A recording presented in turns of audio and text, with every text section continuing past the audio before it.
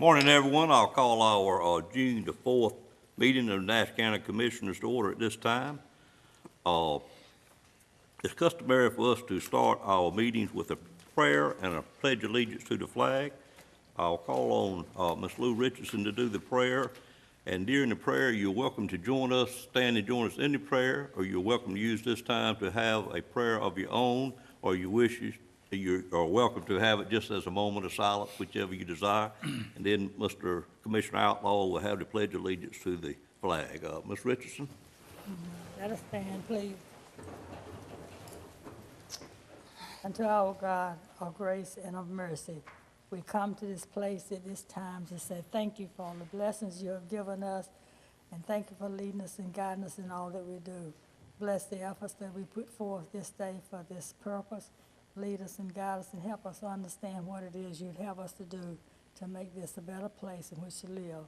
Bless our nation and keep us safe. Us in the name of Christ we pray. Amen. Amen. Amen. Would you join me in the pledge? I pledge allegiance to the flag of the United States of America and to the republic for which it stands, one nation, under God, indivisible, with liberty and justice for all.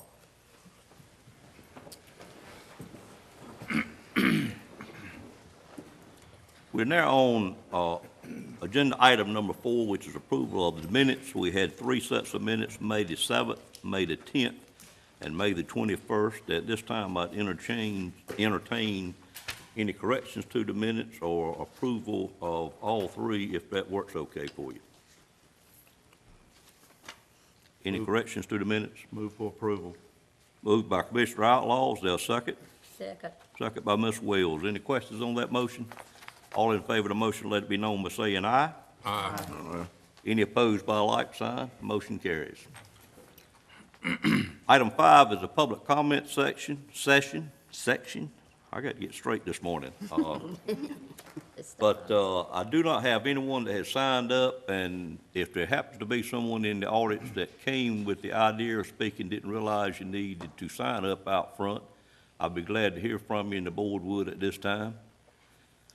Seeing no one making a movement, we'll move on to item number 6, which is a public hearing on the fiscal year 18-19 budget. And I call on our manager, Mr. Z. Lamb, for this presentation. You want me to do the update here or go down there? Sir, that's your prerogative. Okay.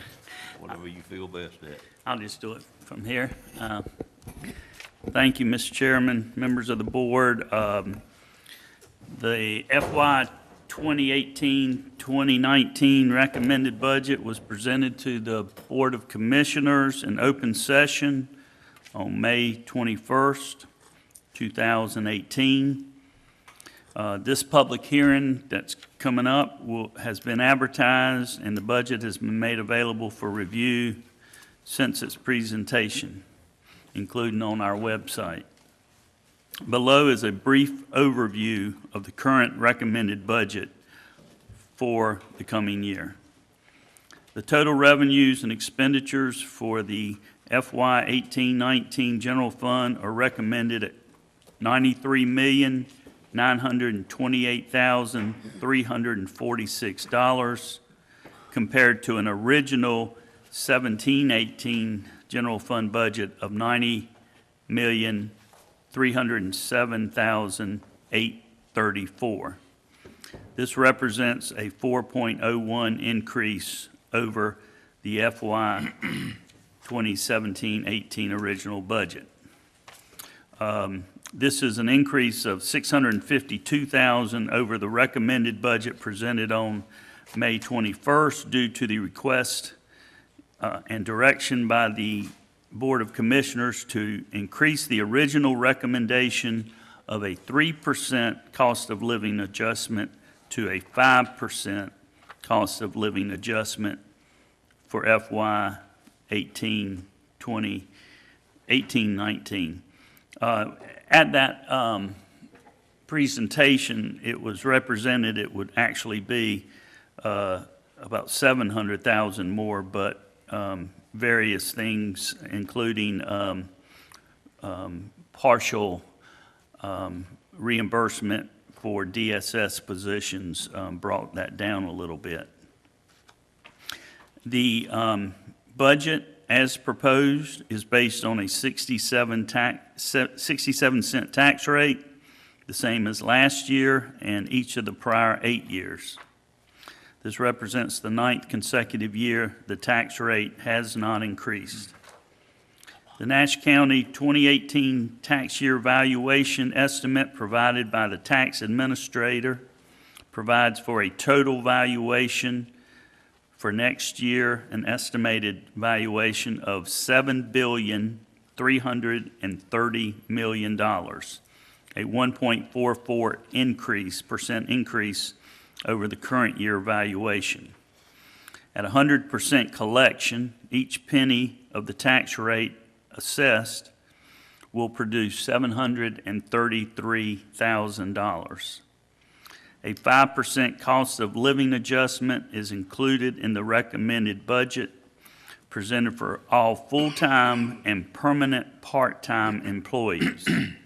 This represents a net increase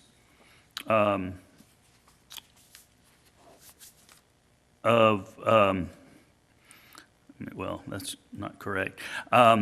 It's about $1.7 million more is the cost of that COLA increase.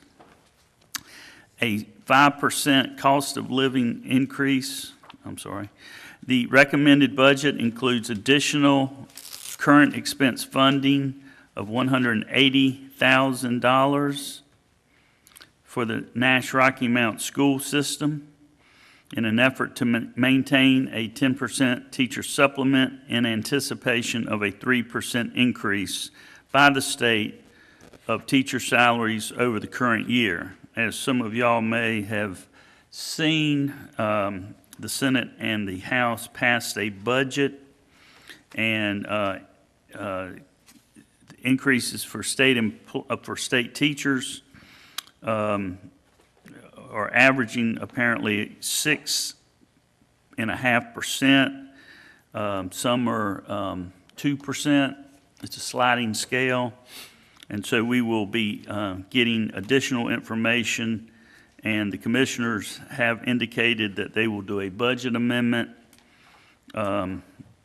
in July or August to fully fund the 10% supplement, which the commissioners, for teachers, which the commissioners first promised and entered into an agreement 4 years ago. For Nash Community College, the recommended budget includes additional current expense of $104,000 for a new maintenance position and to cover increased benefit costs and additional capital outlay of $125,000 over the current year to assist with the cost of an emergency alert system for campus safety and equipment requests. We have gotten information. The commissioners had also said that the community college had recommended a 2-year plan for their security upgrade with $125 this year and the rest next year. We have gotten an estimate for that work, and to do it all at one time will save over $20,000. So we will be coming back to the commissioners after the beginning of the new fiscal year for some additional funds so that they can do it all at one time. The budget appropriates a total of $4.8 million in fund balance compared to a prior year fund balance appropriation of $3.3 million, an increase of 3.8 million. I think it's 3.3. You said 4.8 million. 4.8 million, right. That includes the capital, one-time capital. Gotcha. Yeah. Sorry for interrupting. No, that's fine, that's fine. 4.8 million star on me there. Yeah, that includes the one-time capital that we do every year. The balancing factor we had estimated at the last meeting would be $3 million. However, with the reimbursement from the state and federal governments for some of the, I guess, health department and DSS positions. We were able to get that balance and factor from 3 million to 2.8 million, which was the figure that we had used prior to the last 2 years. Fund balance appropriated is broken down between one-time capital appropriation of 1.75 million, health reserve balances that can be appropriated for health services of 278,000, and again, the balance and factor for the budget of 2.8 million. Although we're appropriating 2.8 million to balance the budget, because revenue estimates are generally on the conservative side, we hope, as with past years, we will not need to spend that 2.8. It is very possible we will have to go into the fund balance when you total that and the one-time capital needs, but we will be doing everything we can with revenues to try to increase those so that we will not have to use much of that fund balance. There are a couple housekeeping matters that I want to inform the public and the commissioners about. The airport capital funding of $127,000, the commissioners at their budget work session tentatively approved that, subject to finding out what the other counties and 2 cities, it's a 5-entity group, Wilson County, Wilson City, Rocky Mount, Edgecombe, and Nash. We have heard from Rocky Mount that they are budgeting that money and putting it and budgeting it in this year's budget and reserving it for next year. As I mentioned, we're going to save $20,000 when we do an amendment first of the year regarding the Nash security, Nash Community College security system. We will be refining the supplement requirement, which will require an additional appropriation. The budget also has $50,000 for substance abuse navigator. Just like last year, Commissioner Barnes and I have been on a committee where they have evaluated the future of coastal. Basically, coastal deals with mental illness patients that have substance abuse problems, and also those that have substance abuse problems. We appropriated those funds for a navigator that when they came from the emergency room to coastal, they could detox, and these individuals could then be placed either in the community or in a facility for long-term recovery.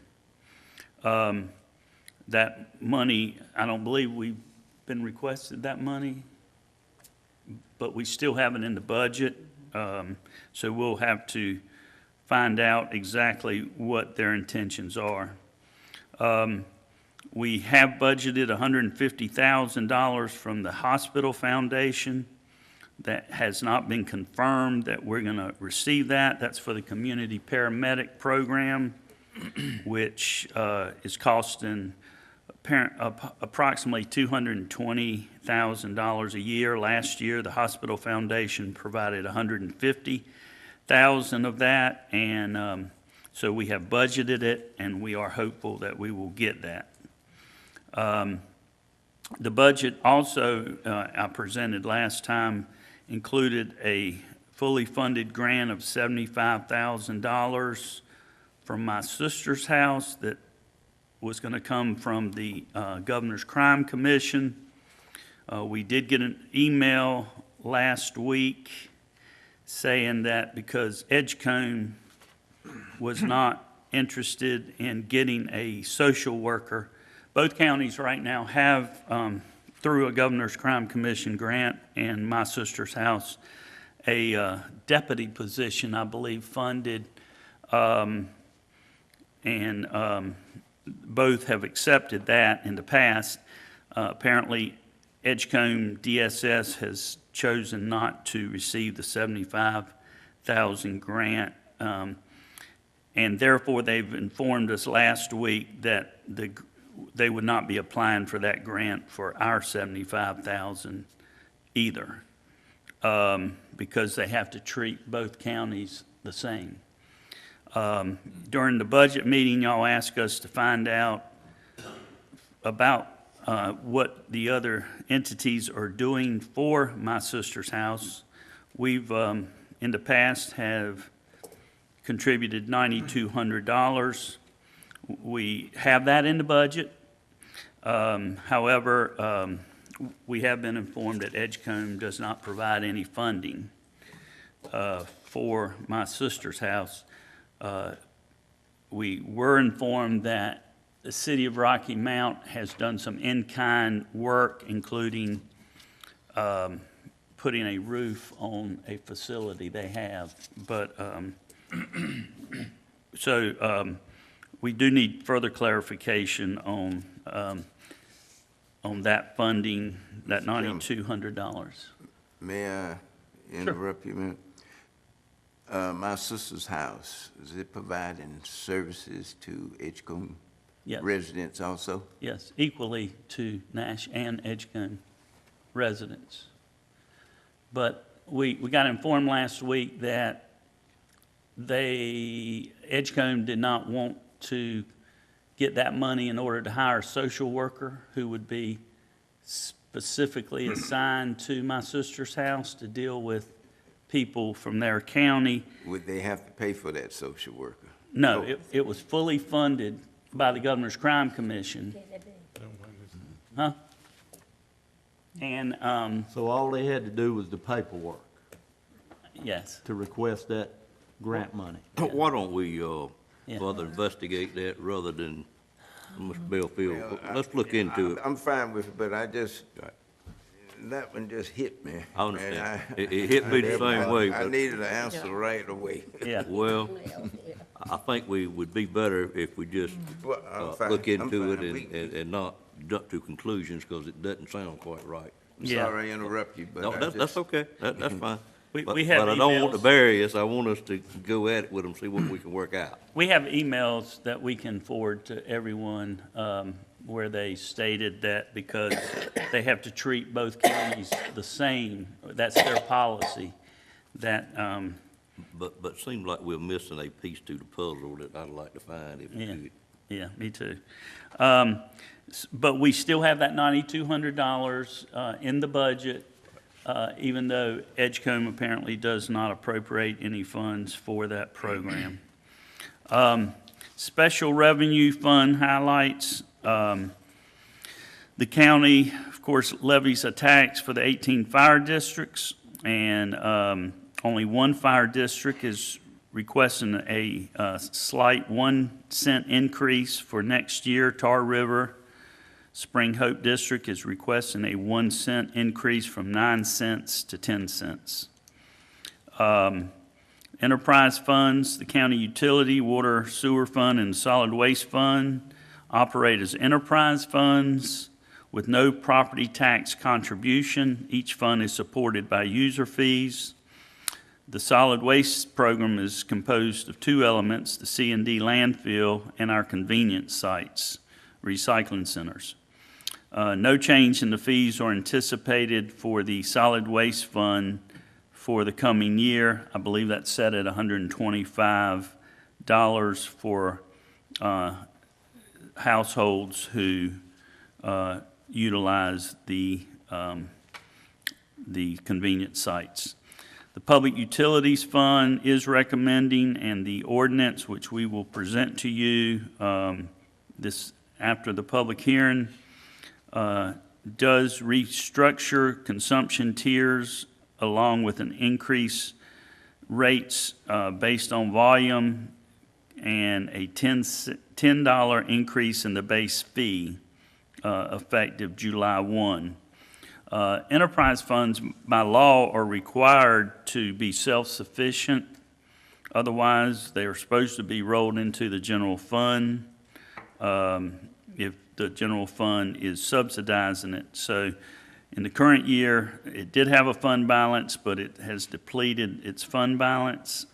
And so this increase is necessary to recover the water system's cost, including capital needs.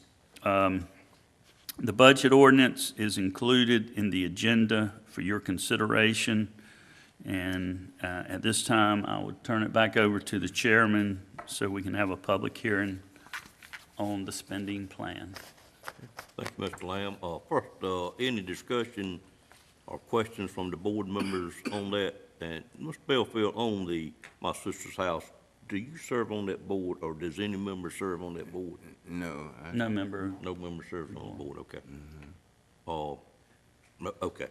Any other questions from board members at this time? Yes, sir, Mr. Belfield. I was just looking at health services here. Breast cancer. How did you arrive at figure? I believe I'm reading it right. 61,200 for breast cancer. Is that in the health department budget? Right. It's in the health. Good. All of the information provided by the, within the health expenditures is provided directly by the health department. So it's based on information they receive from the state. Usually, those funds are state funds that come to counties. This part is state that I'm looking at here? Yes, it would be. Okay. Administered by the health department here, All right. but the funds originate Do in we Raleigh. add any on match for breast cancer? It's all in the hodgepodge. We've got about 20 different programs in public health, and each has an appropriation budget, and many of those appropriation budgets get revenues from the state government, either directly from the state or pass through from the federal government. So to say we add money to our fund, to all those programs, but you can't specifically say how much of county funds are being attributed to that one program of their many programs in the health department. Okay, mental health, what I see here, is that a part of state funding, or is that totally Nash? With 241,000. That's the state, that's the county's share of various, and we had a committee of Commissioner Barnes, a representative from Trillium, the assistant county manager, the finance officer, and myself, and we took what we had done last year and appropriated, and we updated it for this year's appropriation. But they are, I believe, all county funds. Okay, is that a match or just a percentage of what you think the total budget, including what the state is, the 241? The 241 is going to different programs, like 100. Within mental health. Right, 10,000 is going to the HOPE initiative. We've got 50,000 in there for the substance abuse navigator that has been housed at Coastal. We've got some funds for training for various departments, particularly DSS. We've got some funds that we actually give direct to Trillium for other programs that they provide here in Nash County. Other question, Mr. Belfield? That's it. I looked at the budget over the weekend. It was one other thing evidently I didn't make notes, so it must not been all that important. Well, for feel me. free to contact me. I know you were not here at the last meeting. You had a unavoidable conflict, but feel free to contact me if you figure out what that is, and I'll. Mr. Outlaw? Yeah, just for clarification on my sister's house, you said that Edgecombe was not providing any funding in this upcoming budget. Were they previously providing any funding? I don't believe so. They may have years back and cut it for one reason or another because of a budget shortfall, but for next year, they're not, and this year they did not. Well, for informational purposes, could you provide to the board some information regarding the services provided and the client instead of service, and maybe even where they have offices located? Because I think they've even got an office in Tarboro. They have an office in Tarboro. They've just reopened one in Nashville. They have an office in Rocky Mount, and they also have some kind of Well, facility the point being, in Rocky it's a Mount. good program, and I would think that they would want to support a good program for their citizens, and apparently they don't see the need for that. Yeah. Yeah. It was something y'all brought up during the budget meeting, and, you know, I would recommend that we fund that 9,200 this year, but there needs to be some kind of, if they're gonna only fund with their funds programs in Nash County that Edgecombe agrees to have, then it would seem like both counties would Well, I agree, we contribute. need to fund it, but I think we need to look at it for the coming year to see if we In for can future years. level the field Yeah, some. yeah. I agree. Other questions or comments from commissioners at this time? Seeing none, I'd call for a motion to go into public hearing on the 2018-2019 budget. I move that you go into public hearing on our 2018-19 budget. Motion by Mr. Bellfield, seconded by Commissioner Combs. Any questions on that motion? All in favor of the motion, let it be known by saying aye. Aye. Any opposed by a like sign. Ladies and gentlemen, we are now in a public hearing which would give the citizens of Nash County an opportunity to come before the commissioners, ask us any questions, give us any comments, and I think this board would love to see a room full of people this morning that are not employees. Glad to have all employees here, but if there's anyone that would like to speak, including employees, we'd be glad to hear from you at this time.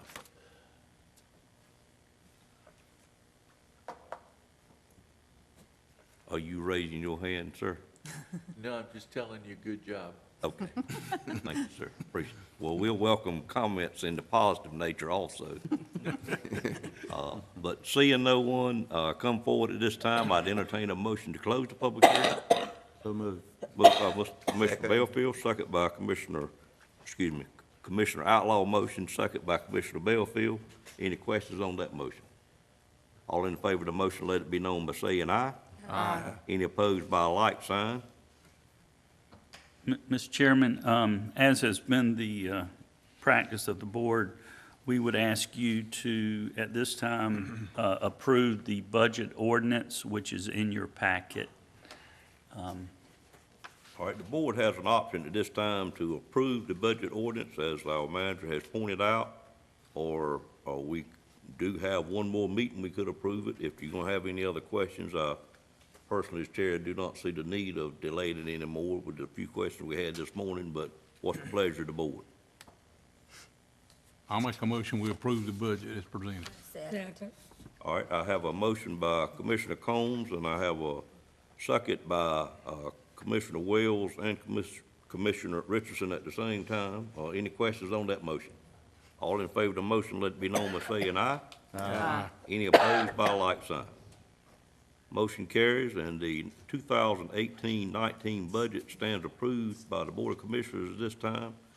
I'd just like to say, on behalf of the board, and certainly any board member can speak as well, that we greatly appreciate the work that the staff has done on this. I greatly appreciate all the employees in Nash County, and I'm tickled that this board was able to show a portion of our appreciation in preparing this budget, but it has been not easy, but when revenues are increasing instead of decreasing, it always is a little bit easier, as we all know, whether it's our personal checkbook or the county's business. It is somewhat daunting to me that this board has the responsibility of administering and approving a budget the size of what we have, and I thought I wrote that down, was it had billion behind it anyway.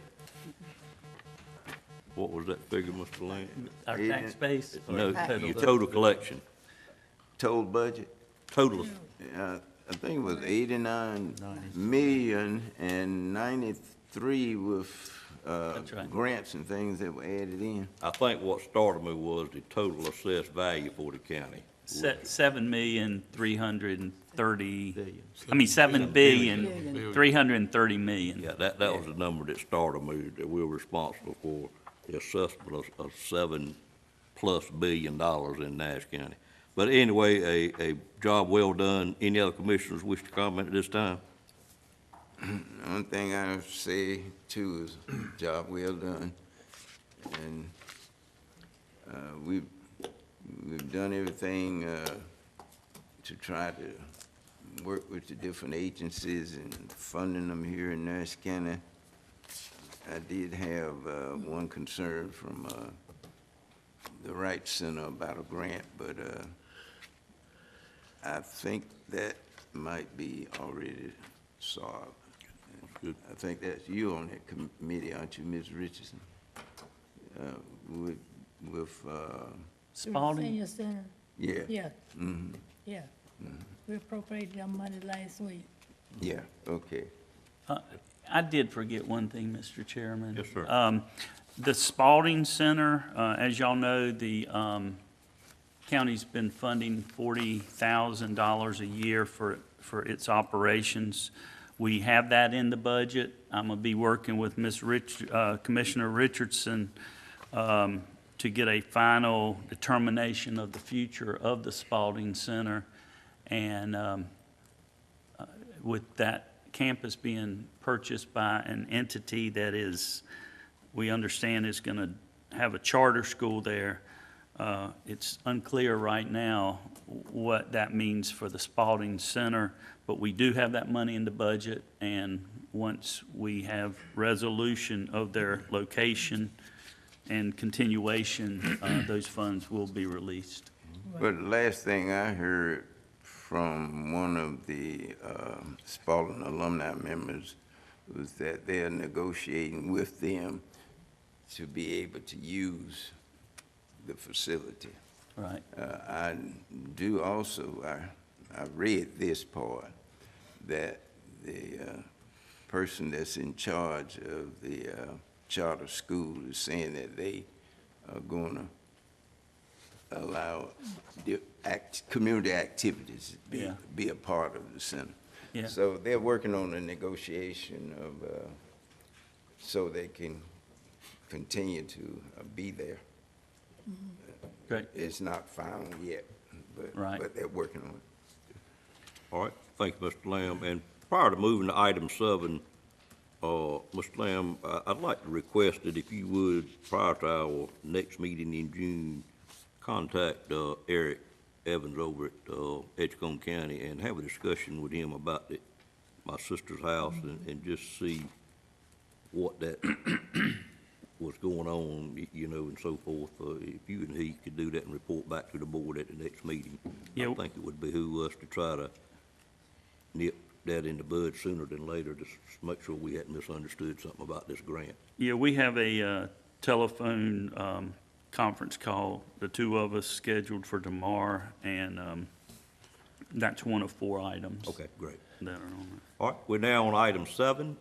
It's a public hearing on appropriations from economic development purposes, and I call on our finance director, Donna Wood, for her presentation on this. And Ms. Wood, I don't recall us doing this before. Is this something new that we are required to do, or that we're gonna start doing? A little history on it, if you would. This is something new. It actually was part of Session Law 2015-277. And anytime that a local government appropriates economic development funds, and we're supposed to hold a public hearing and give notice and hold a public hearing to approve the funds. In the past, we've used our public hearing for our budget ordinance to talk about the economic development funds, but just to make sure that we're covered and we're doing as we're supposed to, we went ahead and put notice out for a public hearing for economic development funds that are included in the current budget ordinance. Just handle it with a separate public hearing, I guess. Exactly. Okay, understood. So Thank you. this just makes sure that we're covered and we're doing as we're supposed to. So I don't feel like we've done anything incorrect in the past. It's just make sure we're definitely following the law. Thanks for that explanation. So the resolution, so as I indicated, that we have to give notice and hold a public hearing to approve any appropriation for economic development. And so the resolution that's attached, the Board of Commissioners needs to make determination that the funds that are appropriated for economic development will increase the population, taxable property, agriculture industries, employment, industrial output, or business prospects of the county. All is required by North Carolina General Statute 158-7.1. So I'm requesting that the board hold a public hearing. As I indicated, it has been advertised, and the items in the resolution, the items that are part of economic development were part of the advertisement. And so after the public hearing, if the board would consider approving the resolution that includes the economic development items. All right. Any questions of Ms. Wood on this item at this time from board members? Seeing none, I'll entertain a motion to go into public hearing on this item. So moved. Second. Moved by Commissioner Outlaw, second by Commissioner Barnes. Any questions on the motion? All in favor of the motion, let it be known by saying aye. Aye. Any opposed by a like sign. Ladies and gentlemen, if there's anyone in the audience at this time that would wish to speak about this appropriation for economic development by Nash County, we would be glad to hear from you this time. If you would come forward and state your name and address. Seeing none, I would entertain a motion to go back into regular session. So moved. Moved by Ms. Barnes, Second. second by Mr. Belfield. Any questions on that motion? All in favor of the motion, let it be known by saying aye. Aye. Any opposed by a like sign? Motion carries. So we are now back in the regular session, and I would call for a motion or any questions that you have. If not, a motion to approve the request. So moved. Moved by Commissioner Outlaw, Second. second by Commissioner Combs. Any questions on that motion? And the motion is to approve the resolution. No questions. All in favor, let it be known by saying aye. Aye. Any opposed by a like sign? Motion carries. Thank you, Ms. Wood. We're now on item 8. It is a consideration of a 6-month extension for a conditional use permit for a solar farm. I call on Nancy Nixon to make this presentation. Good morning. Good morning. I have this morning a request that we've seen before. In fact, we have a couple of solar farm requests this morning for extensions. You'll remember, the good news is there appears to be light at the end of the tunnel in 2018.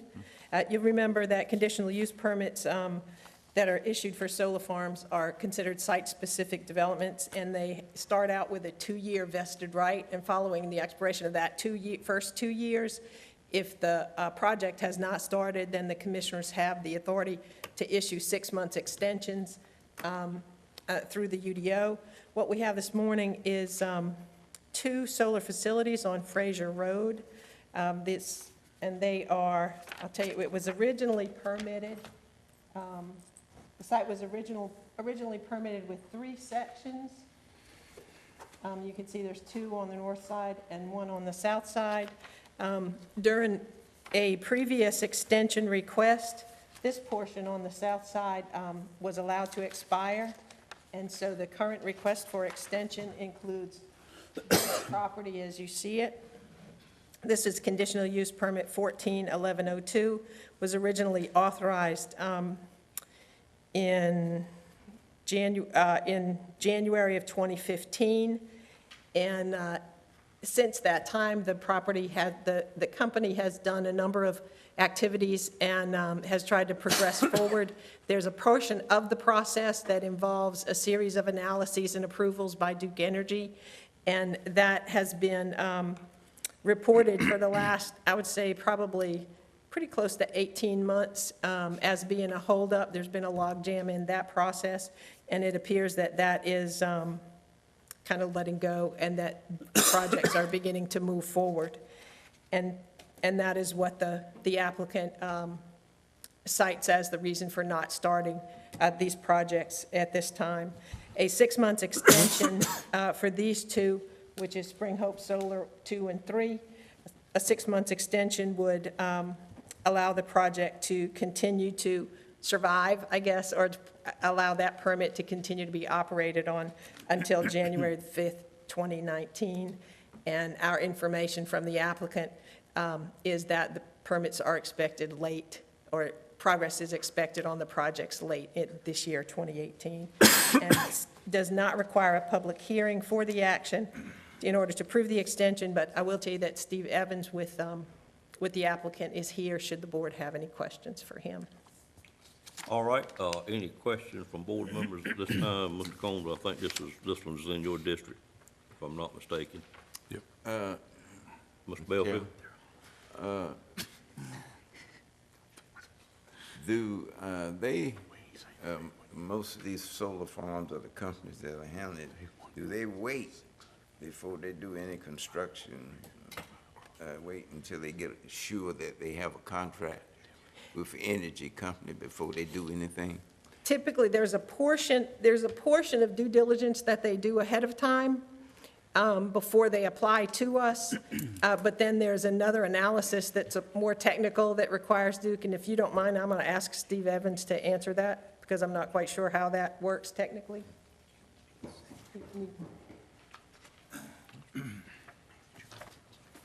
Good morning, members of the board. Good morning. So with the study component of these solar developments, we do the initial analysis. We find out what grid capacity is within particular locations, and we get an initial feasibility from Duke that this is a favorable location for the development of these types of sites. Duke then takes these into their study queue to look at how they are able to phase in these developments to their grid and to then disperse the distribution of that energy.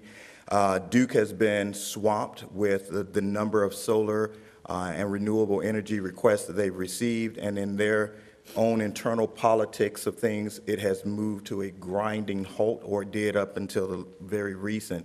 And they have just now started sort of getting past that backlog of a lot of the study development stuff that they have to do. We still, at this phase, will have a lot of more intensive environmental work that we will also be doing. We try not to do that work until we actually know for certain that Duke has given us the green light to proceed forward. So a lot of the more in-depth, more comprehensive environmental components of it will start probably in the next few months or so, now that Duke is looking as if everything is green-lit and ready to go. So this has been a problem that has plagued us as well as other developers throughout Duke's territory. And it has taken a lot of push and a lot of legislative lean to sort of help Duke find a way to push these developments through their Q study. So it's more or less just the politics and the policies of what Duke requires in order for the sites to be considered shovel-ready. They've already green-lit it by saying that the grid will support it, but the shovel-ready component is what we were waiting on the green light for. It seems as though politics is beginning to enter it nationwide, and it is slowing the situation down. In certain areas, like North Carolina, we had seen a very favorable light in terms of renewable energy up until, and still within the present climate. But it has not been maybe the same amount of energy pushed behind these projects as it was in the past, yet you have neighboring states such as South Carolina and Virginia, which is pushing to sort of catch up to North Carolina in the production of renewable energy, and they are loosening a lot of the regulations that had kind of constrained some of these sites in the previous areas. So North Carolina is slowing down a little bit, South Carolina, Virginia, and some of the other neighboring communities are actually pushing up the ranks. So I think that's going to help us even with some of the Duke territory areas because, we want to maintain our dominance in North Carolina as being a leader in renewable energy. So right now we stand only second to California in terms of renewable energy production, and we'd love to maintain that standing. Other question? Madam Clerk, you got this gentleman's name? Okay. Other question? Thank you, sir. Thank you. Any other questions from board members about this extension? Pleasure of the board. Make a motion, we approve the permit extension. Motion by Mr. Combs, a second by Commissioner Bellfield. Any questions on the motion? All in favor of the motion, let it be known by saying aye. Aye. Any opposed by a like sign? Motion carries. Thank you. Next, before you do the next one, do we keep up with these timing, or do the companies keep up with it and We keep realize? up with it. So you notify them? Yes, we do, Okay. usually about 2 months ahead. Okay, thank you. All right, we're now on item number, Mr. Chairman, excuse me. I'm sorry. We had an item on the planning board agenda that involved an application for a convenience center location. And at the time of the planning board, we had indicated to the people that were present that we expected that would go forward to this meeting. We sent out letters last week notifying people that the hearing was not scheduled for today, and that we would be doing a public notification at the time that it was scheduled. But as of Friday, we had some conversations that indicated some people had not gotten that notice yet. So I just wanted to be sure that if there's anyone in the audience that's here for that particular item, that it was not being heard today, just in case there were some that came because they didn't get the news notice, the mailed notices. Anyone in the audience here for a public hearing on the location of a convenience center? Great. Seeing no one here, I think you had it well notified coming into the building this morning. Yeah.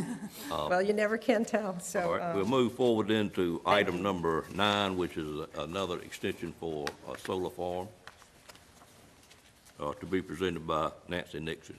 Okay.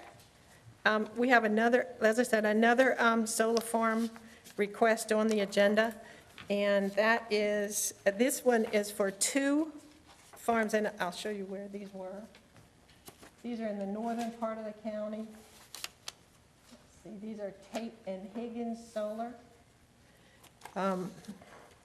This is 2 5-megawatt solar farm projects. They're also approaching the end of their extension terms, and an extension for these would approve, or an approval would extend each of the 2 permits through February 3rd, 2019. Very similar situation to the previous item that we talked about. There are 2 different permits involved in this particular extension, and that would be conditional use 150702 on Taylor's Gin Road and 150703 as separate permits on Simmons Road. Both of the developers, the developer for both projects is Sunlight Partners, and their information the information that they provided in requesting the extension indicated that the delay, regarding the delay that Mr. Evans talked about just a few minutes ago, that I believe it's Tate Solar has been released. Let's see. I believe that Tate Solar has been released from Duke, and so the developer will be ready to start on that very shortly, and that Higgins Solar is also expected to be released this fall. A little bit different from the previous one is that if the board is inclined to approve both extensions, you can do that with one motion. If you're inclined to do something differently for one permit or the other, then I would request that you do it in 2 motions so that we can keep those. But it's the straight. same developer. Yes, it's the same developer. All right. Any questions of Ms. Nixon on this request at this time? Ms. Richardson, I think these 2 both are in your Yeah, they're district. in mine. And Yeah. entertain a motion to go, Mr. excuse me just a minute. Any discussion from the board is none. I don't need a public hearing, so pleasure of the board, entertain a motion at this time. So moved. Moved by Mr. Richardson for approval. Is there a second? Second by Mr. Belfield. Any questions on this motion? All in favor of the motion, let it be known by saying aye. Aye. Any opposed by a like sign. Motion stands approved. Ms. Nixon, thank you. Thank Next item is item number 10, which is a community development block grant, neighborhood revitalization, and I'll call on Pat McGee to make this presentation and summary at this time. Good morning. Good morning. On February 28th, Nash County submitted an application for $750,000 of 2018 Community Development Block Grant Neighborhood Revitalization Program funds for housing improvements and street improvements along Peel Drive. The Commissioners also approved $5,000 in local funds as part of the application. The application included an estimated $230,000 for road improvements, $475,000 for housing rehab or replacement, and $50,000 for grant administration. Road improvements consist of converting a dirt road with potholes to a paved road built to DOT standards with associated drainage improvements that will be turned over to DOT for future maintenance. Housing improvements include rehab and/or replacement of 8 low to moderate income single-family homes, which are mostly manufactured homes, on or near Peel Drive. I'd like to introduce to you again Mike Burnett with McDavid Associates, who is our partner in submitting the application. He's seated in the audience and available for questions as well. The recommended actions are contingent upon receiving the grant agreement, which we expect any day now, for award of the CDBG NR funds pursuant to the application. And the recommended actions are to accept the grant from the funding agency, which is the Department of Commerce Rural Economic Development Division, authorize the chairman to sign the grant agreement, adopt a project budget ordinance, which is $750,000 in CDBG NR funds and $5,000 Nash County. Authorize the county manager to procure and contract for professional program management services and engineering-related services. And in the event that it's necessary, authorize the chairman to approve the minutes of this action prior to the normal schedule. What exactly does the last one mean?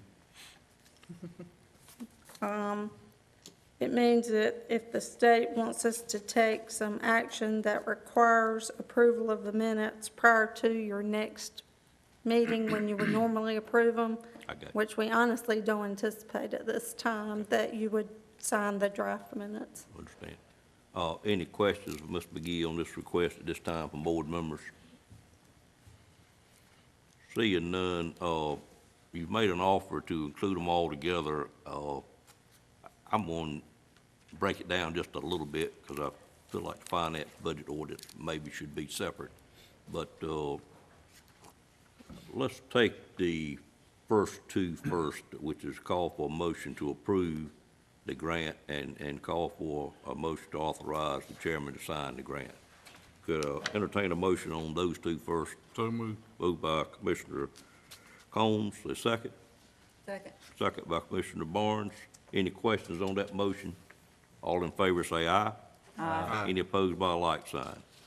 Then the motion to adopt the project ordinance, which is a total of $755,000. Ms. Wood, anything to add to that, or are we good with like it is? We're good like it is. Okay. I entertain a separate motion to approve the project ordinance. So moved. Moved by Ms. Richardson. Second. Second by Commissioner Outlaw. Any questions on that motion? All in favor of the motion, let it be known by saying aye. Aye. Any opposed by a like sign? And then the last two together will be fine. Any questions on the last two, which is a motion to authorize the county manager to sign the procurement contract for professional services, and a motion to authorize myself to approve any minutes that may need a signature prior to us meeting again. Entertain a motion to approve those two. So moved. Second. Motion by Ms. Barnes, second by Mr. Outlaw. Any questions on that motion? All in favor of the motion, let it be known by saying aye.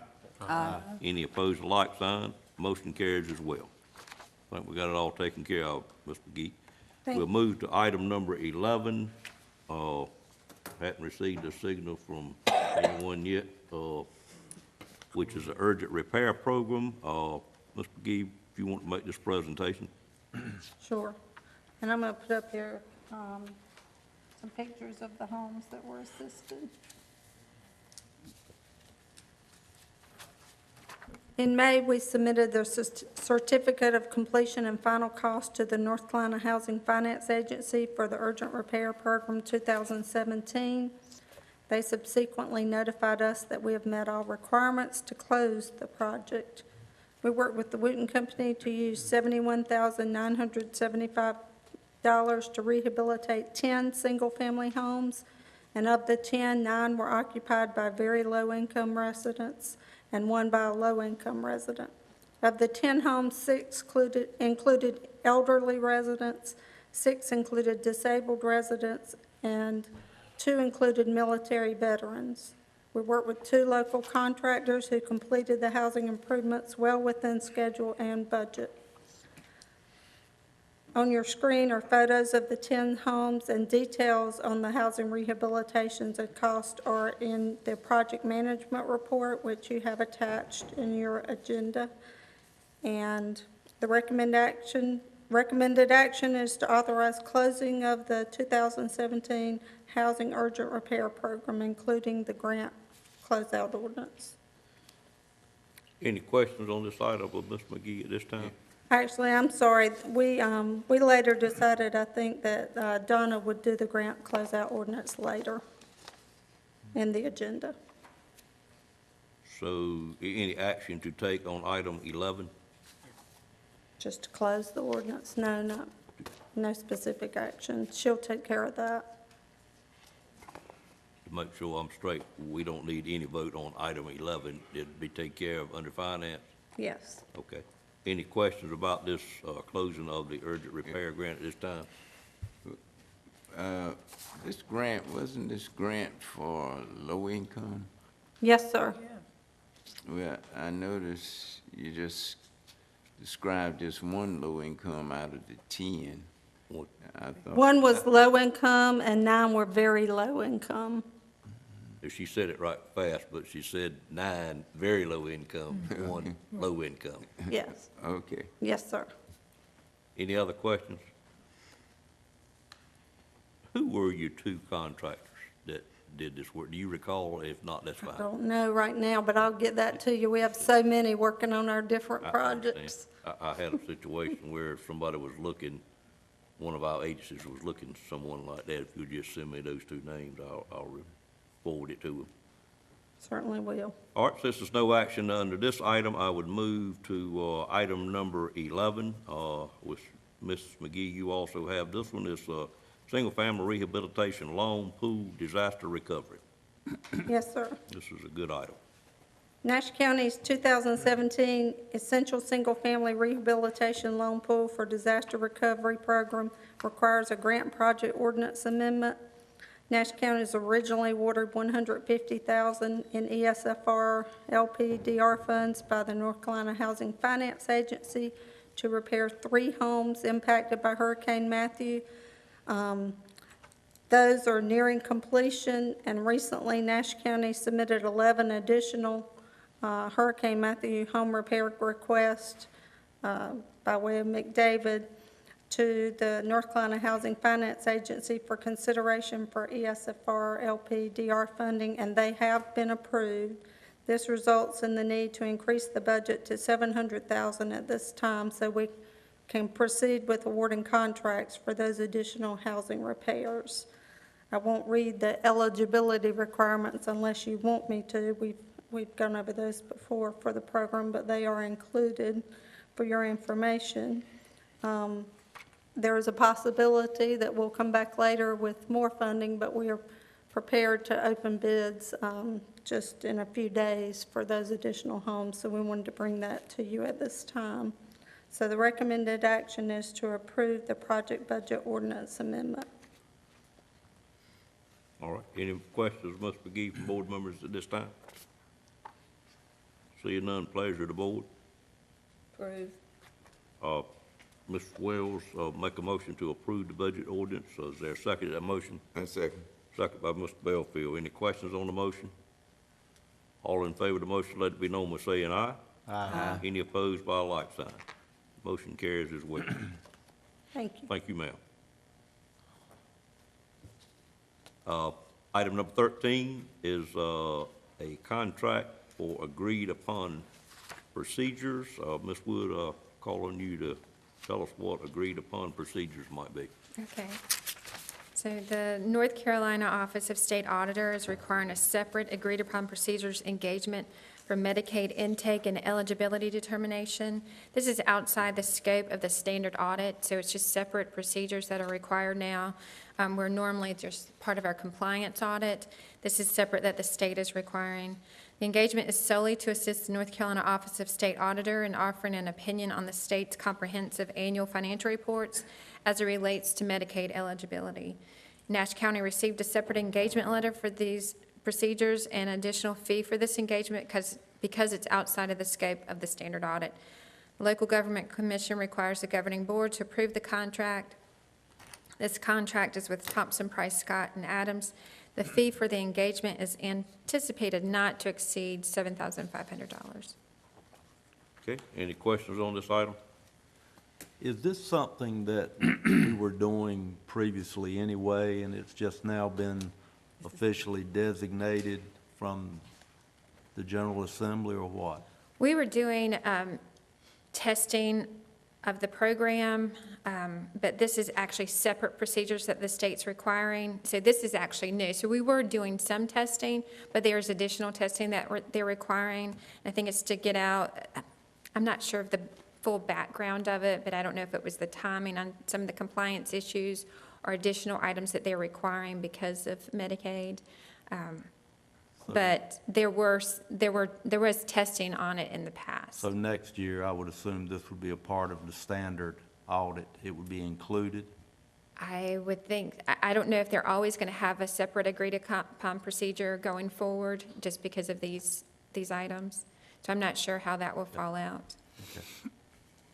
Other questions? Pleasure of the board. If I may. Sure. My assumption is it will be integrated in future years in the basic contract. It Think should, that was Mr. Outlaw's question. Yeah, Would be, yeah. I'm sorry, it should be, but I don't know if it's because it's separate state requirements that they're requiring a separate part of the engagement. And so, again, I'll follow up when I find out some more information. We should be able to fracture our request for audit services next year to include if we have to do it again. Right. Certainly. Okay, pleasure of the board. Move for approval. Moved by Commissioner Outlaw, is there a second? Second. Second by Commissioner Combs. Any questions on the motion? All in favor of the motion, let it be known by saying aye. Aye. Any opposed by a like sign? Motion carries. Now on item number 14, which is project ordinance, I call on Ms. Wood to make this presentation. Okay, I have, the next few items are really housekeeping items for closeout of projects that we have had in place that just need to have an official closeout of the ordinance. So the first one I have is a closeout for Nash Community College Road Project. This project was completed as required, however, the closeout ordinance is to provide documentation for the formal closing of the project. The final that we spent on the road project was $951,179.10. Why don't you point out what the state paid of that $900, $900,000? The state paid $800,000. And we are, on our part, right much under budget, it looks like. Right, $151,179.10.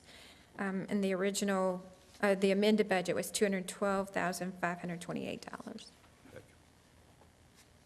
Go ahead. Okay, so the next item is the closeout for the single-family rehab program. This was from 2008.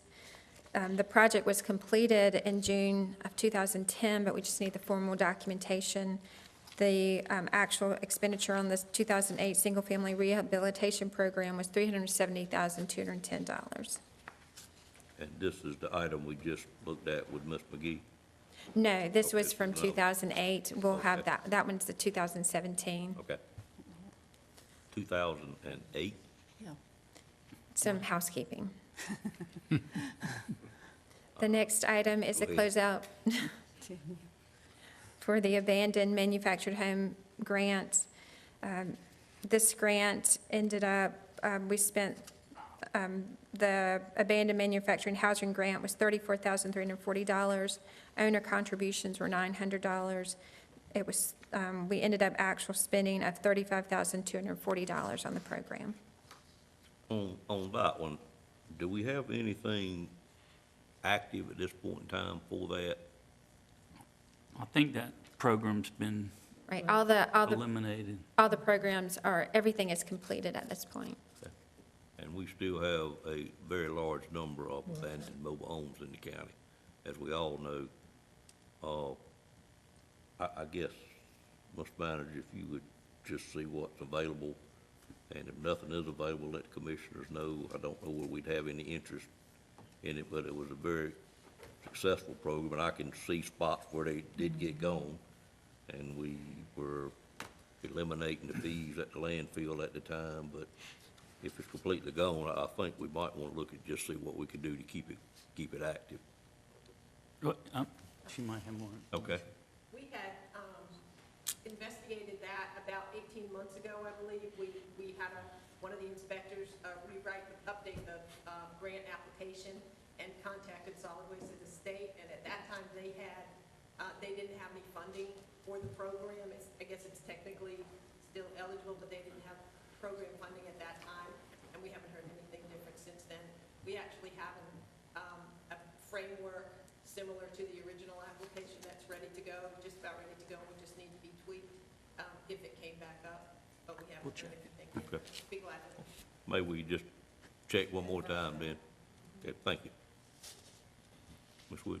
Okay, the next item is a 2011 Community Development Block Grant, funding for infrastructure for a hookup grant program.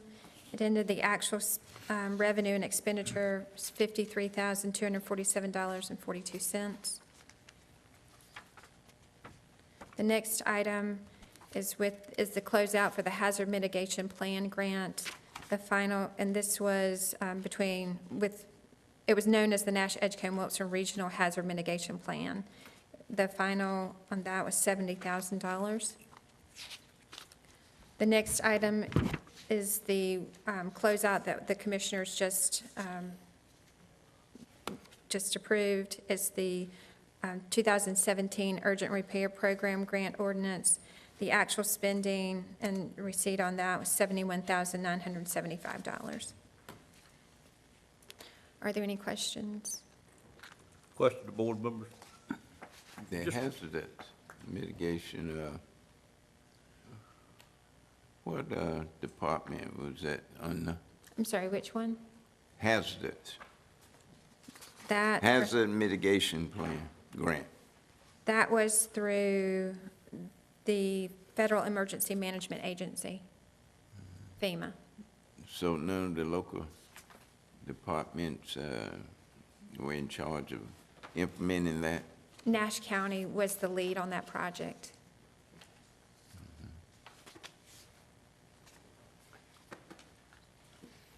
On the water hookup grant, did the time expire on that? I noticed we've got funds left.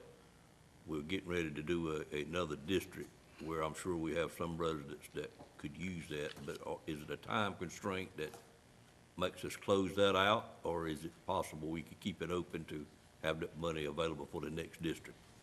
If I understand correctly, there was a time closeout on that, and that was from 2011. And again, this is just a cleanup of that program, which ended. So it's already ended, you think? It's already ended. You must have been cleaning out your desk lately. No pun intended, of course. Okay. I'm just thinking, for those, Patsy has left, but if we could keep an eye on those hookup grants over the next couple of years, we certainly would have residents, I think, could utilize it again as we move into the Northern Water District. Any other questions?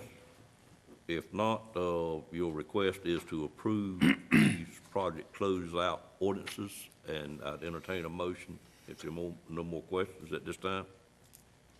Is this for all of them or just one at a time? Oh, I was gonna do them all at the time if nobody objects, Mr. Belfield. That's fine. Pleasure of the board. so moved. Moved by Mr. Commissioner Combs, there's a second. Second. Second by Commissioner Belfield. Any questions on the motion? All in favor of the motion, let it be known by saying aye. Aye. Any opposed by a like sign? Motion carries. Item 15, budget amendments. Okay. Ms. Wood? The following budget amendments are presented for the board's consideration for fiscal year 17-18. The first item is with Emergency Services. This amendment's for a supplemental grant from the State of North Carolina Department of Public Safety. These funds are for enhancing the local emergency management program, conducting local training, developing and participating in required exercises, performing EOC enhancements to include technology improvements, supporting a local incident management team type 3 and other Homeland Security EMPG requirements, $18,017. No county funds are needed. The next item is with Parks and Rec Department.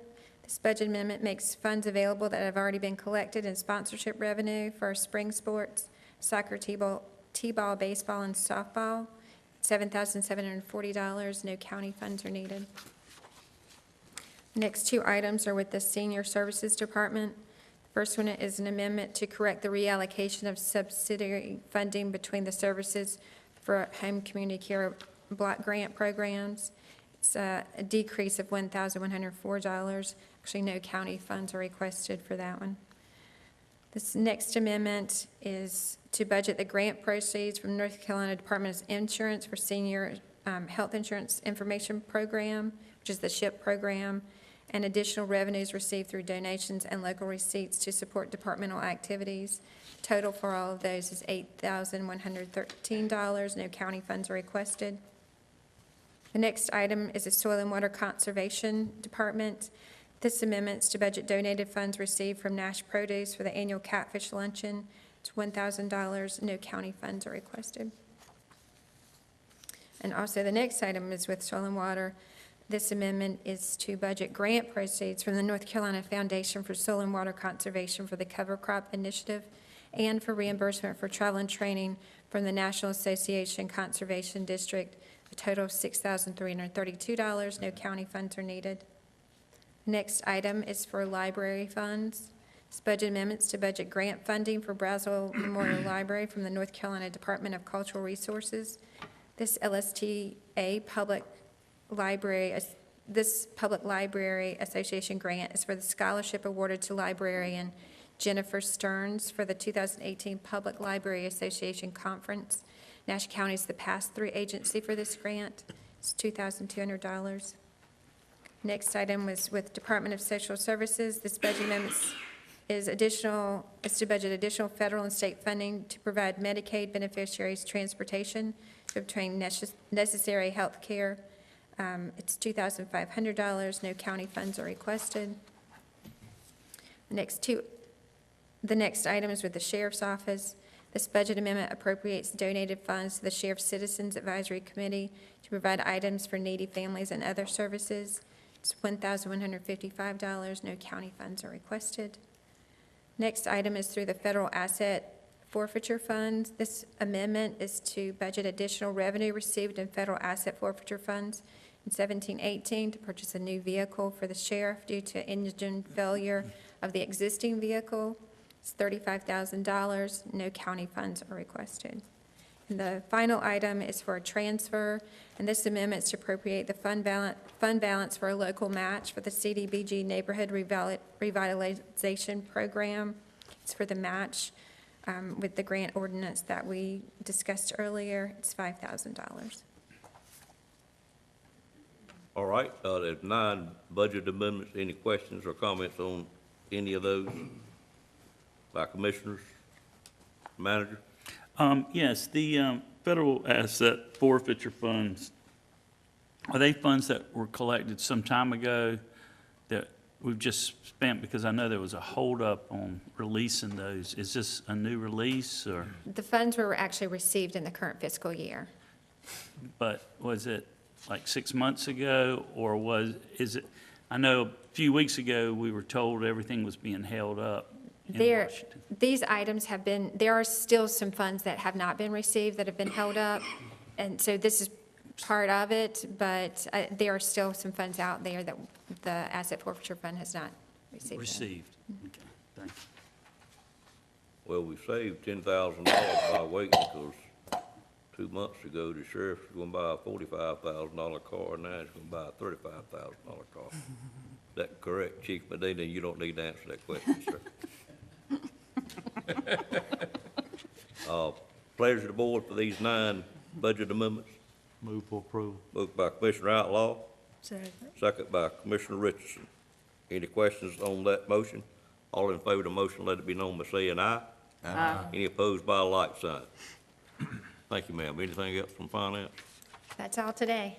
I'm gonna call for a 10-minute recess. We are rolling good, but we cannot finish any sooner than 11 o'clock anyway, so it's no need you sitting here suffering, so we'll call a 10-minute recess.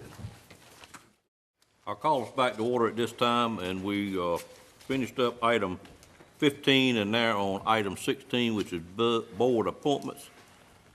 And I'll call on Stacy Satzler at this time. Good morning. Good morning. The following appointments need to be considered. The Home and Community Advisory Committee, we need to make an appointment to the Adult Care Home Community Advisory Committee. Commissioner Wells is recommending Kevin Jones, and his application was attached in your packet. And I would just like to add that he's a nice young man, and he wants to get involved, and he's very interested in this because he's dealing with his elderly parents, and I think he'd be excellent on that board. Can I take that as a motion, Ms. Wells? I make a motion we accept. All right, that's seconded that motion? Second. Motion by Ms. Wells, second by Ms. Richardson. Any questions on that motion? All in favor of the motion, let it be known by saying aye. Aye. Any opposed by a like sign? Stacy? Okay, the next one is for the Tourism Development Authority. Terms expired April 30th, 2018 for Tracy Jackson and Ernestine Neal. We need to make 2 recommendations for the Tourism Development Authority.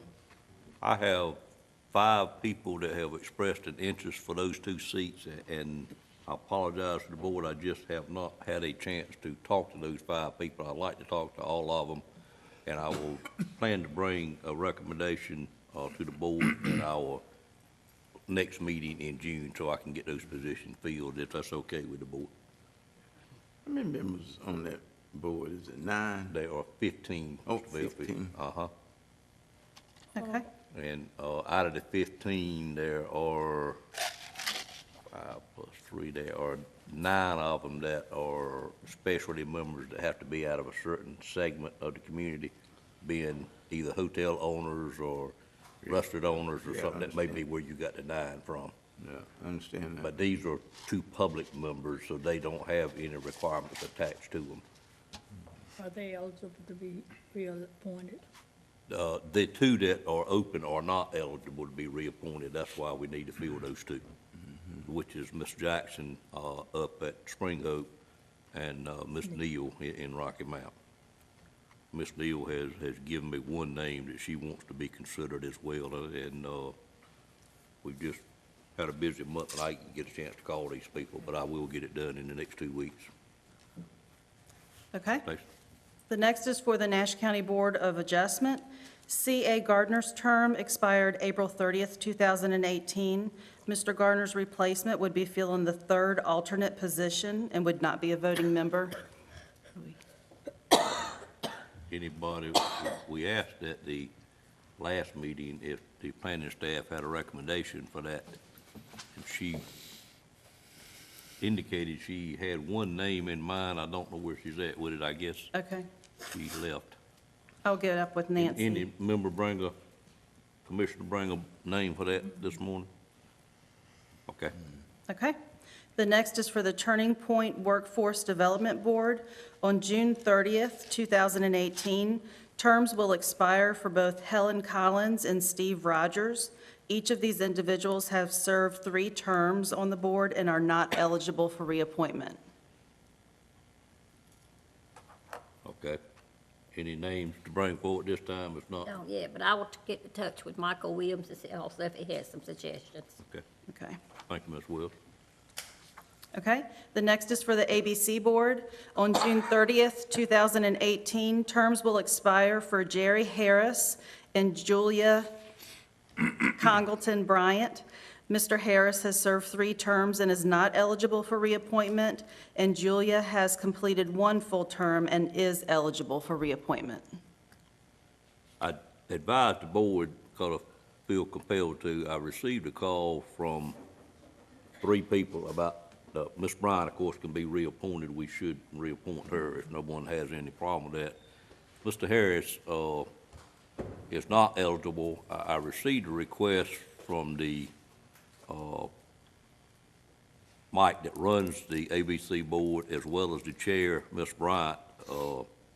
She can lean on you awful hard, as all of you know that has dealt with her, and also Mr. Harris, to consider allow Mr. Harris to serve 1 year, and that request was made due to the way the board is currently structured. We have 3 new members on there, and if we put another one on there, it'll be basically 4 new members, and if we were to consider him serving 1 term, as I was pointed out, it would get the terms staggered so this wouldn't happen again.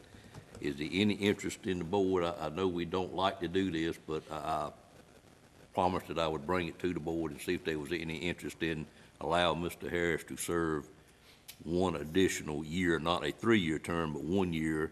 And then Mike has shown me where it does stagger them out, where he won't have multiple people expiring and a new board every X number of years. He would have more longevity on the board at any given point in time.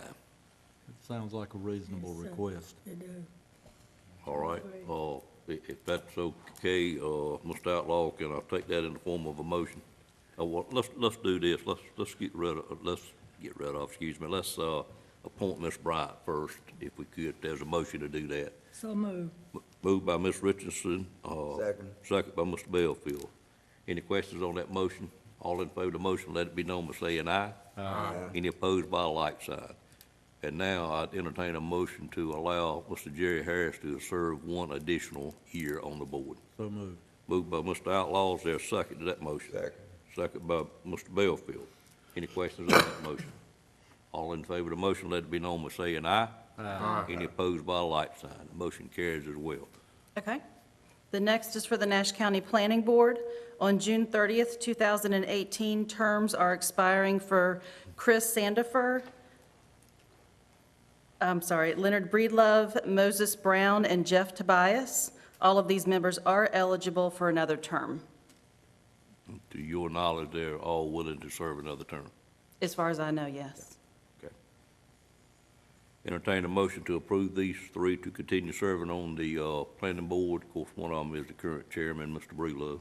I'll move the motion to accept. Okay. Second. Motion by Ms. Wells, second by Ms. Barnes. All in favor of the motion, let it be known by saying aye. Aye. Any opposed by a like sign? Motion carries as well. Okay. The next is for the Nash County College Board of Trustees. On June 30th, 2018, the term for James Mercer will expire. Mr. Mercer is eligible to serve another term. Okay, pleasure of the board. Move to approve. I got a motion from Mr. Outlaw, I think. I'll second it. Well, I'm gonna take Ms. Wells' second if I We're both could. speaking at the same time. Okay, motion by Mr. Outlaw, second by Ms. Wells, so they can show brotherly love on the board. Any questions on that motion? All in favor of the motion, let it be known by saying aye. Aye. Any opposed by a like sign? Motion carries as well. Okay. And then the last one, of course, is for the Consolidated Human Services Board, the need for a psychiatrist member.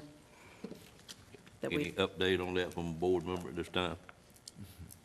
Seeing none, we will continue to hold that one open. Thank you. Thank you, ma'am. You know, the state require that, in the consolidation require that. They did indeed. Yeah, would be, and we've been going on, what, for a long, long time. Couple of years. I don't know what can be done about it. You can't find anybody to serve. I think that's pretty much what we decided, Mr. Belfield. Because it is a state requirement, we can't remove the requirement. But we'll just continue to keep our ears open and see if anyone comes to light that may be willing to do that position. All right, that was item number 16. We'll now move to item number 17, the monthly tax report. Mr. Wren? Good morning, sir. Good morning, Mr. Chairman, members of the board. The monthly tax report is, of course, for informational purposes, but always glad to answer any questions you might have. On a continued positive note, we are continuing to run a little bit ahead of the previous year, almost right around 0.2 of a point. Some recent figures we've looked at that aren't complete make us think that we're going to finish up well this year. And no action required on that report. Any questions? Yes, sir, from Mr. no Wren? action required. There is action, however, we do have a refund request. Any questions from board members on the tax return, item 17? If not, we'll go to item 18, tax returns. Mr. Wren? Refunds, not returns. Refund, yeah, that is. I hope I got that behind me. Refunds. Yes, that would require your approval. Okay. Any questions on the tax refunds as shown? Not, I'd entertain a motion to approve. So moved. Moved by Commissioner Combs, seconded by Commissioner Outlaw. Any questions on that motion? All in favor say aye. Aye. Any opposed by a like sign? Motion carries. Thank you. Thank you, sir. I'm going to move over item 19 for just a couple of minutes and move to item 20, which is commissioner comments. Any comment from any commissioner on any item they'd like to bring before the board at this time?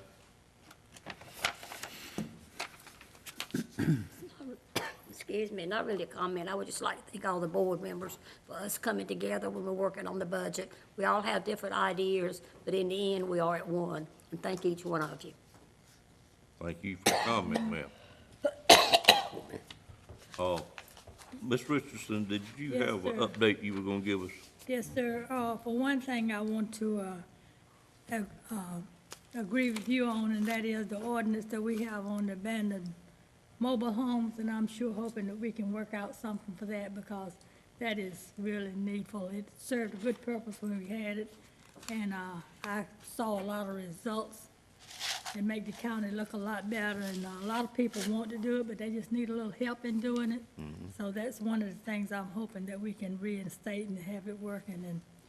And just a couple of comments I wanted to make concerning our, in the budget, and that was on the Spalding Center. As of last week, my information from that was that they have been promised the use of 2 rooms, Ms. Savonia, the administrator, for their activities. And she is so appreciative of what the county has been working with and helping her to do is, and she know that if her activities and programs are cut, probably the funding will be cut, but she's constantly in touch with Ms. Wood, and she know how it's been funded, and, you know, if it's adjusted, she know that and understand that. And I'm hoping sometime, if not this month, maybe next month, when we have our second meeting, please have her to come and explain to the board what she is trying to do, have been trying to do. But it is a great program, but she has been so stressed out, because when you're hanging between something and nobody will give you any information up or down, it was very hard for her, but she kept it sustaining, and with the county and other people's help financially, but the programs are continuing. But right now, with just 2 rooms, and I don't, that may be changed by now, we don't know that.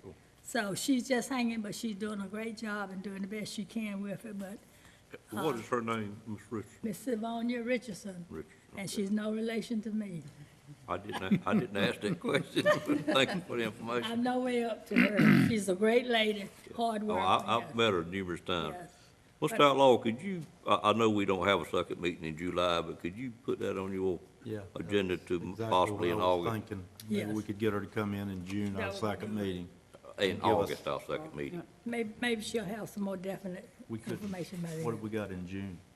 Well, You think we need to wait all? she said not this month, Okay. I'll just listen All to right. what Ms. Oh, Richardson well, said. I mean, if it's available, she'll do it anytime. Yeah. She's a- I Whatever don't know you that we work. have anything set for August, or Well- June yet, do we? Not for August, we don't. But how about No. June? June, we were planning to do the tour of the courthouse. That's right, we Okay. What were, about July? We don't meet in July, mid-month. right, Oh, the second month, you're right. right, we do. Okay. Just do it for August, and August by will be that fine, point. because she'll have more information. Sure. by then. We'll know, she'll probably, So it'll just be put close that enough to down. school start, and she'll really know what her availability of space is. Maybe have a little more definite information on that time, but it is just a hard situation she's in right now, but And I think a comparison between her last year's budget and what it looks like at that point would be good for the board to see, so we know Well, as where our our. programs now, Right. and what it'll Exactly. look like in the future. Exactly. good. Thank you, Ms. Richardson. Anything else, Ms. Richardson? That's it, thank you. Any other comments from board members at this time? I did not have anything this morning, Mr. Binder. I'll turn it over to you, sir, for manager report. Thank you. Well, my first thing was just mentioned, and that is a tour of the new courthouse on the 18th during our second meeting. If you don't mind, Mike, could you give us just about a 1-minute update on where we are, when you expect it to be completed and I'll allow you 3 minutes, Mike. Wow. Take a minute to get up here. Thank you. Good morning. We are in the short rows, as you would call it, on getting the paint finished up and the carpets down and all the finishing touches on the expansion portion. Still a lot left to be done as far as final finishing touches, but we feel like we'll be able to get in our temporary certificate of occupancy today. We expect furniture to be here in the morning for the offices to be installed, put together, and left in permanent positions during the rest of this week. You may have seen that the sod has been put down out front, irrigation's working. All the outside touches are very close. We've just got to pave the back parking lot and get the last little bit of asphalt patching done on the street and on the back parking area.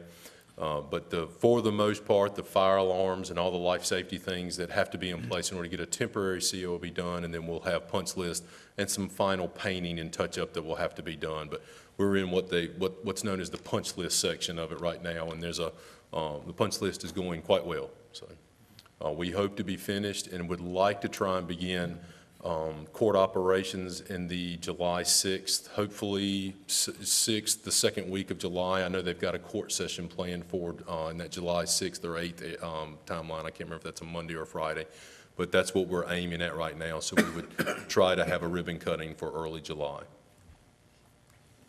The 4th is on a Wednesday, so. Okay. So then I guess that would put us the 8th, or, but so maybe the 6th for ribbon cutting. That's maybe what I had in my head for the dates. But we would try to have a ribbon cutting on maybe a Friday before the court would begin on Monday.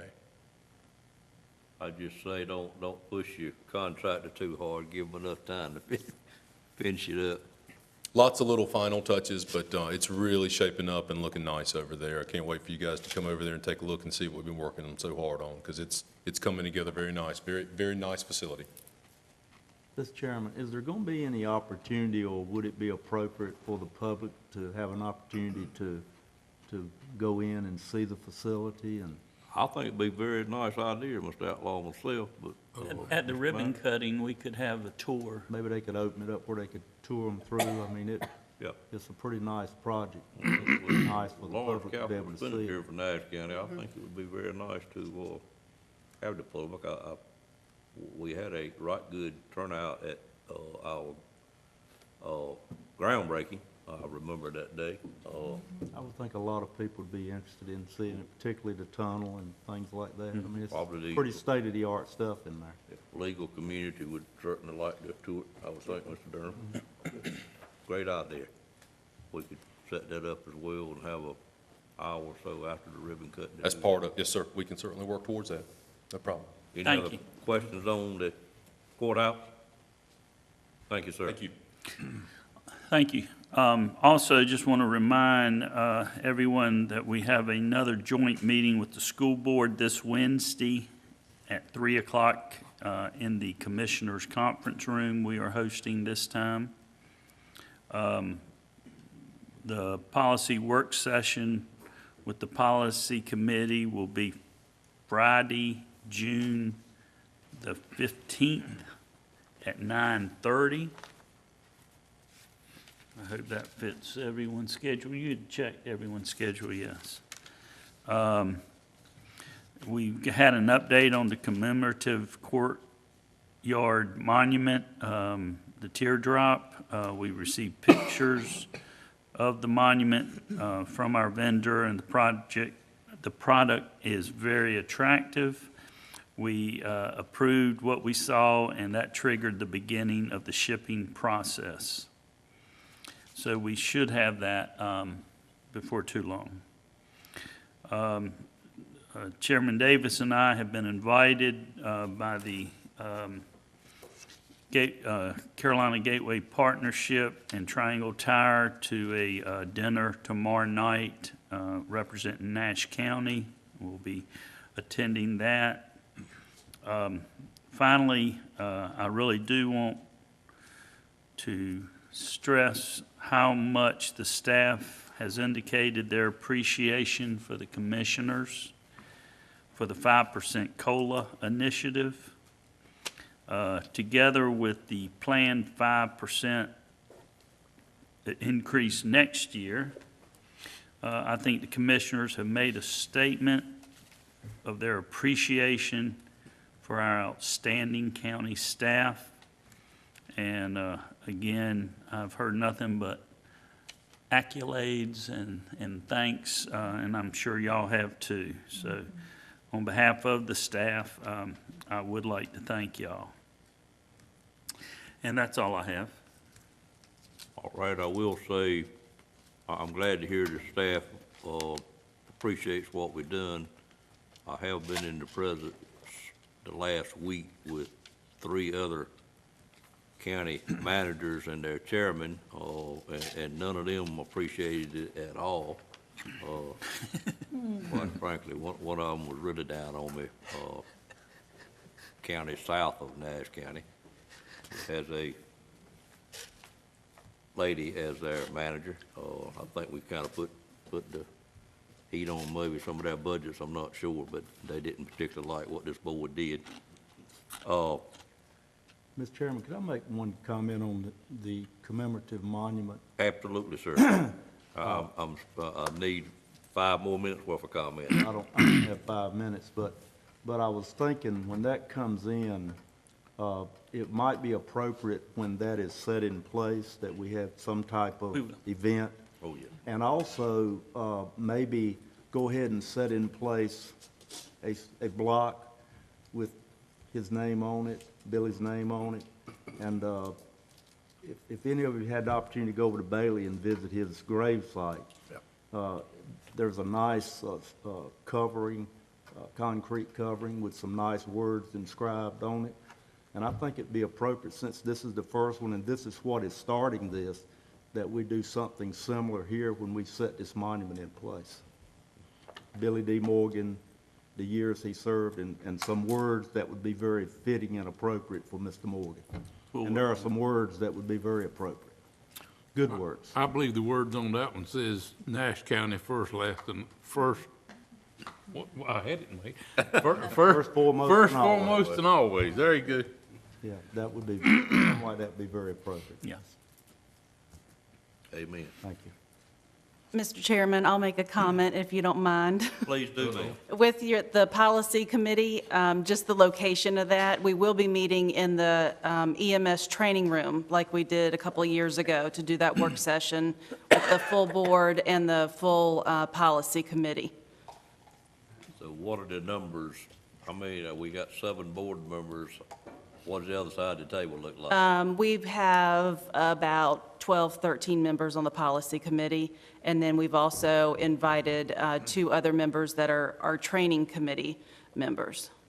So can the board bring their spouses to allow us to even up the sides, maybe? That wouldn't be a good idea, well, okay, understood. So it'll be downstairs? Yes, not in our- downstairs in the emergency services training room. Good information. When's Ev- that? 9:30 on June the 15th, Friday, June the 15th. I think we had that scheduled, Commissioner Combs. Okay, maybe we did. We just didn't have a location identified yet, so I want to make sure you all know where we're going to have that. We may have it scheduled, I'll just remember it, our little class, web class we're gonna do on quasi judicial hearings. Do we have a date on that? We do. We are doing that, I believe, on Monday, June 18th, right prior to our second meeting. Yes, at 1 PM on Monday, June the 18th, we're going to have our quasi judicial training for the board. Just And re- and we'll do that in here. Yeah, I see that now. Are we gonna do it in here We'll do it in here. and then move to the back for our Yes. board meeting? Yes. Because we'll be, okay. Have we already locked that down, that date? Yeah, I think it was your suggestion, Mr. Outlaw, and I've got it on my calendar. That was my suggestion? Yes, sir. Okay, I think that's the same week that my grandson will be a page in the General Assembly, and I'm trying to figure out what day I think he may go up there on Monday, but I'll have to check. What you suggested, we had a 2:30 meeting, you asked first about doing it afterwards, and my comment was a little bit hard for me to hold them afterwards, and then you suggested doing it Yeah, beforehand. I was obviously not thinking real clear. If something comes up to where I have to be with him, and I would make that a priority, then I would have to pick this up at some other time. And we could do that. It's on-demand You don't have training. to change it for me. I can do it maybe online or something like that. Yes, I can get that arranged for you Okay. very easily. While we're on that subject, I'll just remind the board that, because I had occasion to have to check on this week before last with Mr. Wren also, your Board of Equalization and Review is another item where you shouldn't be discussing property values prior to hearing them at the Board of Review, because I did have a call a couple of weeks ago from an individual, and put him off until I talked to Mr. Wren, and he suggested that I not talk to him about any specifics. So just a reminder, that's another item that someone may approach you with at some point in time. Mr. Lamb? Yeah, since we have another minute, we did get our sales tax information this morning for the month of April. April? It's for April, I think. Yeah, for April, and it was a healthy 1.42 million. So that is above what we've been averaging each month, and it shows that the economy is improving all the time here in Nash County. Just as a reminder, that sales tax report sometimes has some swings in it that we really need to look at it over a 3-month period, because Yeah. I don't understand it, why it's up and down so much, but if it happens to drop, the next month it's back up, so somebody got to cut off date, a different day in a month or something evidently. Yeah, usually the drops are attributable to refunds that nonprofits. Got to at certain times, it could be Yeah, that. yeah. Could well Just shows you the more you give, the more you receive, so.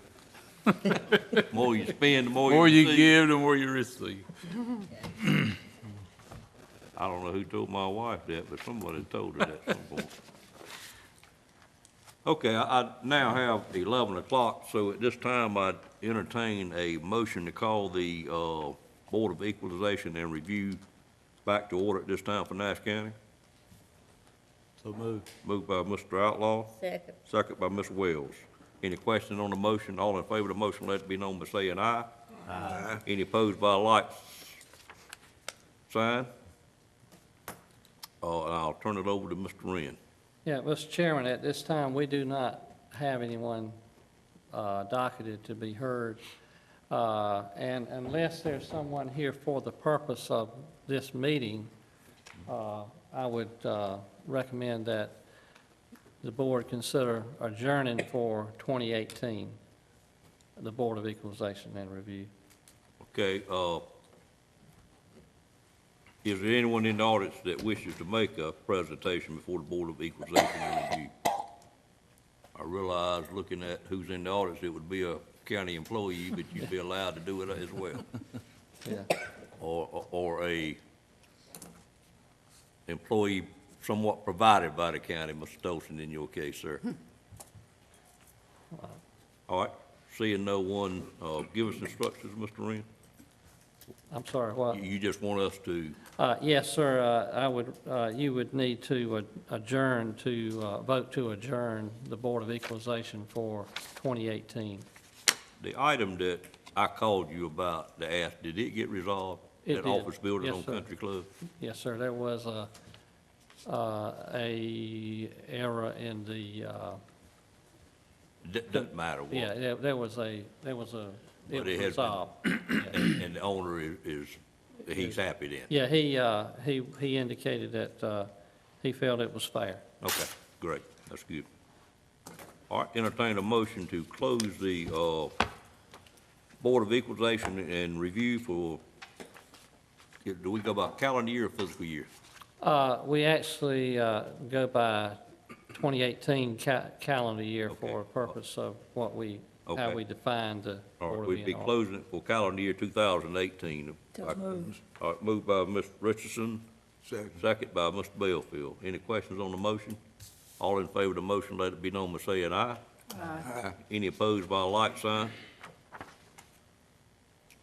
We stand closed, Mr. Wren. Thank you, Mr. Chairman. I think that not to have any appeals shows the dedication of your staff in doing a good job and revising what little bumps you may have had, which apparently weren't many. All right, that completes our agenda for today, and I would entertain a motion at this point in time to go into closed session for the purpose of an update on economic development, a item of acquisition of real property, and matters of attorney-client privilege, and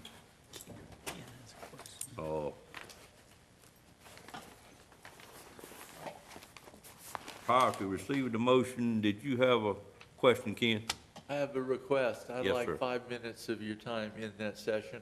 I have some information that relates to industry and et cetera that I need to give you. And are you certain that what you want to give us is allowed in closed session? Or do you want to consult with our attorney prior to me No, stating? it relates to the stuff that, it's an update on a current business thing I need to tell you, I want to tell you about in private. That is not public yet. That doesn't necessarily make it available for our closed session. When I adjourn to go into closed session, I'm gonna ask Mr. Durham to come down and ask you exactly what it is you wish to do and let him rule whether it's allowed in a commissioner closed session. Is that okay with you? That's fine. It has to relate to the county somehow. Right. Well, Yeah. both of you talk to if you want to. No, he can. I'm not trying to put you off, Ken, but, you know, I've got strict rules I have to follow, because people in your job question what we do in that regard sometimes. I have equal interest in following the public rules. Okay, but, well, I knew you would.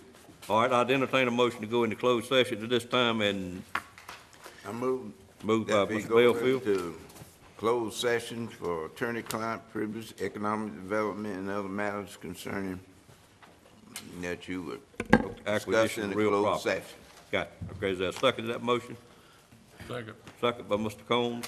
Any question on the motion? All in favor of the motion, let it be known by saying aye. Aye. Any opposed by a like sign. We stand